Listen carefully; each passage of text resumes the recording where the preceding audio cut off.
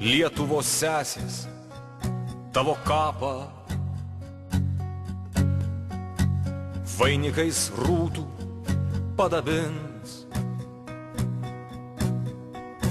Sūnelio motina netekus, čia širdį ašarom ramins. Sūnelio motina netekus,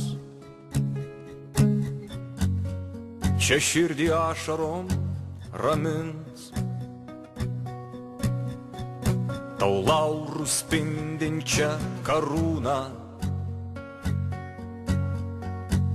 nupins poetai dainose.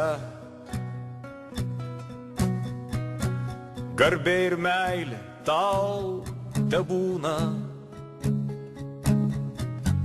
per amžius mūsų širdyse. Garbė ir meilė tau tebūna per amžius mūsų širdyse.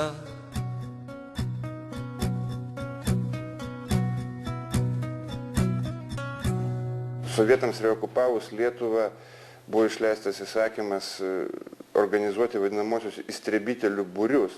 Pagal sovietų sumanimą būtent stribai turėjo kovoti su banditizmu, tai yra su partizanais. Bet stribai niekada partizaninėme judėjimo malšinime nevaidino svarbaus vaidmens. Jie buvo reikalingi, aišku, okupaciniai valdžiai pagrinde dėl to, kad jie puikiai žinojo teritoriją, pažinojo gyventojus, nes jie buvo verbuojami į stribus iš vietinių. Barzdų krašte toksai lyg tai priekvailis, nepriekvailis, toks Kaminskas. Tai jis ten tai pas vieną ūkininką jau.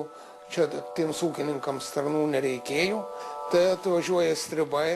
Vincai, ką tu čia džiaugsmo turi, ką?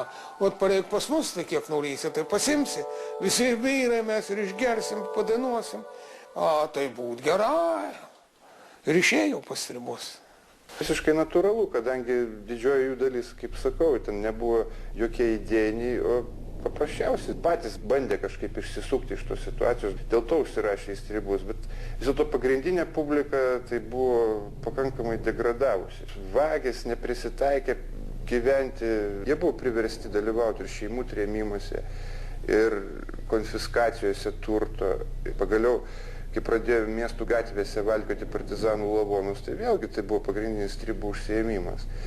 Bet visų partizanų prisiminimuose be išimties tiesiai šviesiai pasakyta, kad jeigu čia nestovėtų sovietinės kariuomenės garnizonai, NKVD divizijos ir taip toliau, tai tuos stribus išvaikytų per savaitę. Nu, stribas, jeigu kuris jisai nušautas, stribas bus kaip niekšas, jisai gal iš valsčiausi negrįžęs, tai jau ten nepagailėdavom, paimdavom viską. Bet kad žudyti jau šeimą atėjus į stribų namus, tai šitokių atvejų nebuvo.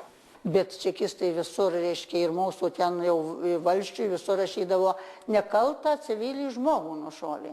Tai yra nesąmonė, kad pas mus muziejuje yra dokumentai, tai mes neradom dar nei vieno, kad jisai būtų nekaltas, tai partorgas, tai komsorgas, tai komjaunuolis. Paimkime pasipriešinimą naciams Prancūzijoje, paimkime Jugoslavijoje, kitose šalyse, bet kur nebūna be aukų. Bet reikia neužmiršti, kokiomis sąlygomis tas pasipriešinimas buvo. Reikia neužmiršti, kad okupantas nesilaikė jokių taisyklių.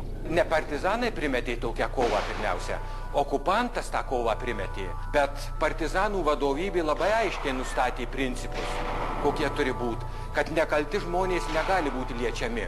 O aš nežinau, kad kur būtų kokį kūdikį nužudę ar kokį mažą vaiką. Nežinau, mes dalėme švarinimą tokį prieš šupiais, nes galvojome žiemą praleisti iš 46 į 47 tą žiemą. Tai ten mes kokius 5 aplankėme, apsivalėm, kad nebūtų išdavysčių. Kas gali tiksliai nustatyti, užverbuotas tas žmogus buvo ar neužverbuotas? Partizanai neturėjo net savo kalėjimų. Buvo nustatyta partizanų karo lauko teismai. Vabalas, kaip tik buvo karo lauko teismo pirmininkas, turėdavo jau būrio vadas duoti raportą, kad va tokį ir tokį reikia likviduoti.